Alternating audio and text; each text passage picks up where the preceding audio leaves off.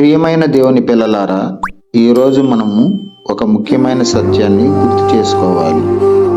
మన బలం మనలో కాదు, మన దేవుడిలో ఉంది. పరిశుద్ధ గ్రంథమైన బైబిల్లో దేవుడు మనతో ఎలా అంటున్నాడు? భయపడకము, నేను నీతో ఉన్నాను. దిగులు పడకము, నేను నీ దేవుడను. ఏషియా 41:10. మన జీవితంలో కష్టాలు, నిరాశలు, అపజయాలు వచ్చినప్పుడు మన హృదయం బలహీనపడుతుంది. కానీ అదే సమయంలో దేవుడు మనకు చెప్పేది ఇదే: నిన్ను విడువను, నిన్ను ఎడబాయను. ప్రియులారా, ఈ లోకములో మనుషులు మారిపోతారు, పరిస్థితులు మారిపోతాయి. కానీ యేసుక్రీస్తు నిన్న, నేడు, నిరంతరం ఒకేలా ఉండేవాడు. నీ జీవితంలో నీవు ఒంటరిగా ఉన్నావని అనుకుంటున్నావా? నీ ప్రార్థనలకు సమాధానం రాలేదని నిరాశపడుతున్నావా?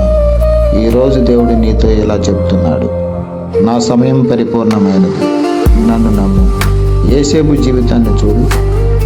బావులలో పడేశారు, చెరసాలలో వేశారు, కానీ దేవుని యోచన ఆగలేదు. అదే దేవుడు యోసేపును చెరసాల నుండి రాజ్యాధికారిగా ఎత్తి నిలబెట్టాడు. అలాగే నీ జీవితంలో ఆలస్యం అనిపించేది దేవుని నిరాకరణ కాదు, అది సిద్ధత. ప్రియ సహోదర, సహోదరి, నీ కన్నీళ్లను దేవుడు చూస్తున్నాడు. నీ ప్రార్థనలు ఆయన వింటున్నాడు. నీ నడకను ఆయన నడిపిస్తున్నాడు. కాబట్టి ధైర్యంగా నిలబడము.